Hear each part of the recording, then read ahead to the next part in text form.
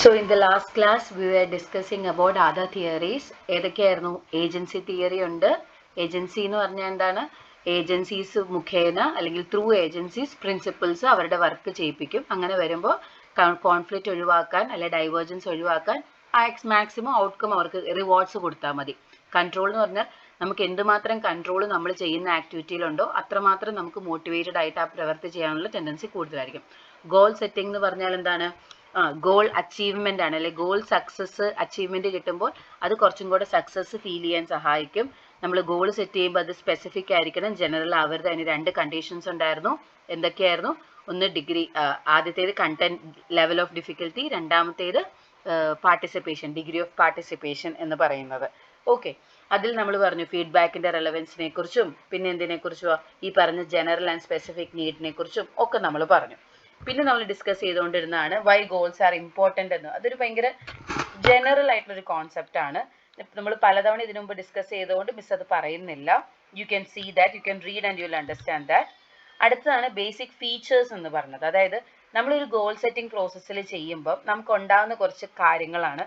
ഒന്ന്, ചലഞ്ചസ് ഉണ്ടാകും ഉറപ്പായിട്ടും ഇല്ലേ? അതായത് ചലഞ്ചസ് ഉണ്ടാകുന്നല്ല, ഗോൾസ് ഞാൻ ആദ്യമേ പറഞ്ഞു കുറച്ച് ചലഞ്ചിങ് ആയിരിക്കണം. അതായത് അങ്ങനെ വരുമ്പോൾ ഈ ചലഞ്ചിനകത്ത് 2 ആട്രിബ്യൂട്ട്സ്, 2 പ്രത്യേകതകളുണ്ട്.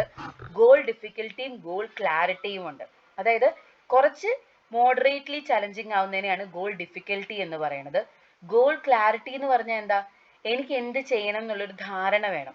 സോ ഇത് കൂടാതെ വേറൊരു പോയിന്റും കൂടെയാണ് എഫിക്കസി.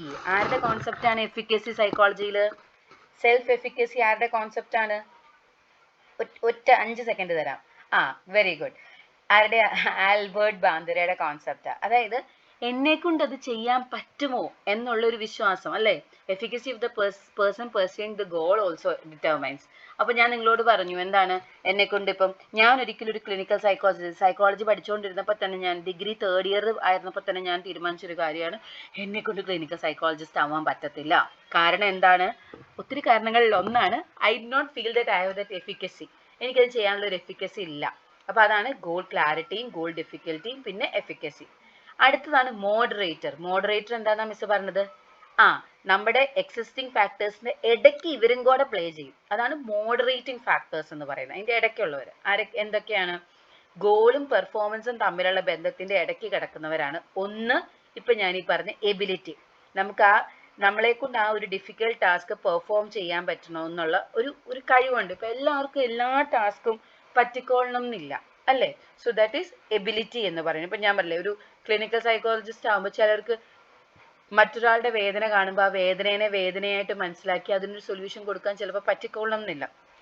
ചിലർക്ക് എങ്ങനെയായിരിക്കും, ഇപ്പം അത് കേൾക്കുമ്പോഴത്തേനും ഒപ്പം കരയുന്ന മനസ്സായിരിക്കും. So there are abilities different ആയിരിക്കും. അപ്പോൾ അതൊരു മോഡറേറ്റിംഗ് ഫാക്ടറാണ്. രണ്ടാമത്തെ മോഡറേറ്റിംഗ് ഫാക്ടറാണ് ഗോൾ കമ്മിറ്റ്മെന്റ് എന്ന് പറയുന്നത്.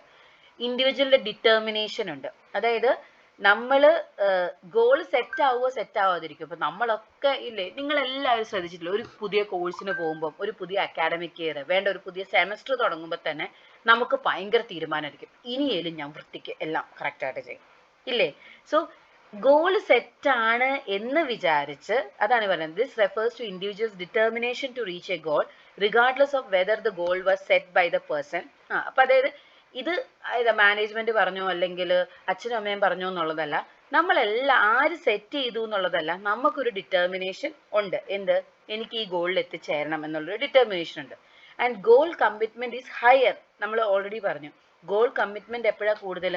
നമ്മളും കൂടെ ഒന്നിച്ചിരുന്നാണ് ആ തീരുമാനം എടുത്തതെങ്കിൽ ഗോൾ കമ്മിറ്റ്മെന്റ് ഹയർ ആയിരിക്കും. മനസ്സിലായോ? നിങ്ങൾ ഒന്നിച്ച് ഞാൻ ഈ കരിയർ എനിക്ക് ഇഷ്ടമുള്ളതാണ്, ഞാനിത് പഠിക്കണം, അതാണ് ഗോൾ കമ്മിറ്റ്മെന്റ്. രണ്ടാമത്തേത് ഓർഗനൈസേഷണൽ സപ്പോർട്ട്, മൂന്നാമത്തെ മോഡറേറ്റ്, ഒന്നാമത്തേത് എബിലിറ്റി, രണ്ടാമത്തേത് ഗോൾ കമ്മിറ്റ്മെന്റ്, മൂന്നാമത്തെ ഫാക്ടറാണ് ഓർഗനൈസേഷണൽ സപ്പോർട്ട്. എന്താണ്? ഫീഡ്ബാക്ക്. നിങ്ങൾക്കൊരു കാര്യം ചെയ്തുകൊണ്ടിരിക്കുമ്പോൾ, നിങ്ങളൊരു ഗോളിലേക്ക് എത്തിച്ചേരുമ്പോൾ ഓർഗനൈസേഷൻ നിങ്ങൾക്ക് എന്തുമാത്രം ഫീഡ്ബാക്സ് തരുന്നുണ്ട്, which provides information to employees and others about outcome and the degree. അതായത് നിങ്ങൾ ചെയ്യുന്ന ഫലം നിങ്ങൾക്ക് കിട്ടുന്നുണ്ടോ, നിങ്ങളുടെ ഓരോ സെമസ്റ്റർ റിസൾട്ട്സ് നിങ്ങൾക്ക് ഒരു ഫീഡ്ബാക്ക് എന്ന് വേണമെങ്കിൽ എടുക്കാം. നിങ്ങൾ ചെയ്യുന്ന വർക്ക് എന്തുമാത്രം ഫലം കണ്ടെത്തുന്നു അറിയിക്കാൻ വേണ്ടിയിട്ടാണ് ഈ റിസൾട്ട്. ഇനി അല്ലെങ്കിൽ നിങ്ങളുടെ ഇന്റേണൽ മാർക്സ് എടുക്കാം, if it is done in A very systematic manor. Okay, അപ്പം ഇതെല്ലാം എന്താണ് ഫീഡ്ബാക്ക് ആണ്, നിങ്ങൾ ചെയ്യുന്ന പ്രവൃത്തി എന്തുമാത്രം പെർഫോമൻസ് നിങ്ങൾ കാണിക്കുന്നു എന്ന് കാണാൻ.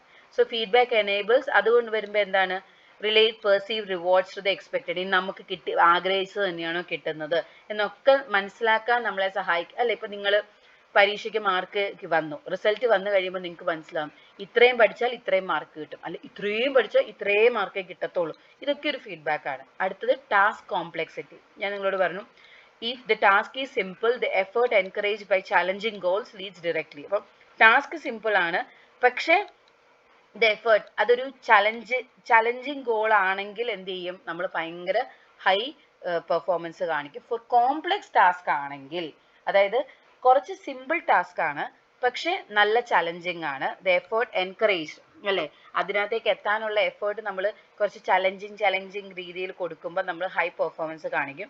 അതേസമയം കോംപ്ലക്സ് ആയിട്ടുള്ള ടാസ്ക് ആണ് and the effort does not lead directly to effective performance.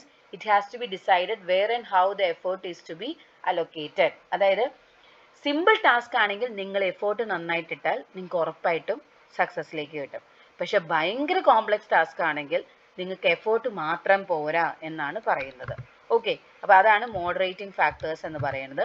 പിന്നെ മീഡിയേറ്റേഴ്സ് എന്ന് പറയുന്നതാണ് in the goal setting process the impact of 4 moderators. ഏതൊക്കെയായിരുന്നു? Ability, goal commitment, organizational support, task complexity.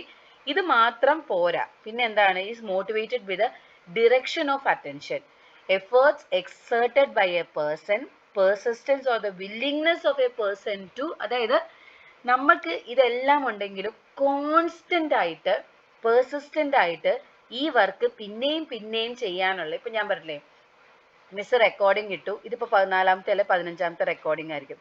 ആദ്യത്തെ ദിവസം നിങ്ങൾ ആദ്യമേ തന്നെ എല്ലാവരും കേൾക്കും ഇല്ലേ, ഫസ്റ്റ് ക്ലാസ്.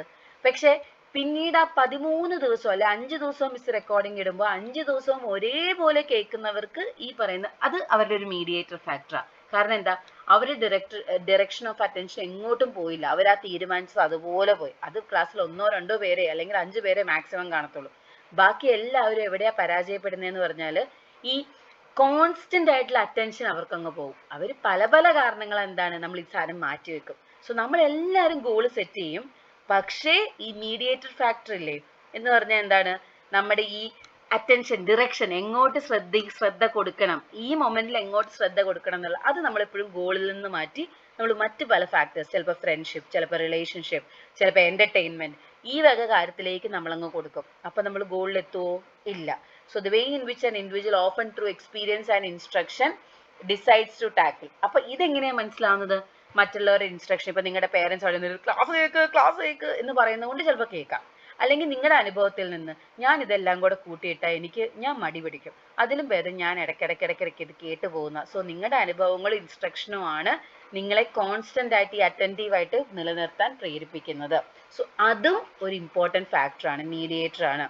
പിന്നെ പെർഫോമൻസ് ആണ്. പെർഫോമൻസ് എപ്പോഴാണ് ഹൈ ആവുന്നതെന്നാ പറഞ്ഞ ചലഞ്ചിങ് ഗോൾ ആകുമ്പോൾ, ഈ പറഞ്ഞ മോഡറേറ്റേഴ്സ് ഉള്ളപ്പോൾ മീഡിയേറ്റേഴ്സും ഉണ്ടാവുമ്പോൾ. മീഡിയേറ്റർ എന്ന് പറഞ്ഞാൽ എന്താ, ഈ ഫാക്ടറിനെ എന്ത് ചെയ്യുന്നത്, ഇടയ്ക്ക് കിടന്ന് ഉറപ്പായിട്ട് ഇൻഫ്ലുവൻസ് ചെയ്യുന്ന ഗോളിനെ പെർഫോമൻസിലേക്ക് എത്തണമെങ്കിൽ ഉറപ്പായിട്ടും വേണ്ട ഒരു ഫാക്ടറാണ് എന്ത്, ഈ അറ്റൻഷൻ, ഈ കോൺസ്റ്റന്റ് ആയിട്ടുള്ള അറ്റൻഷൻ.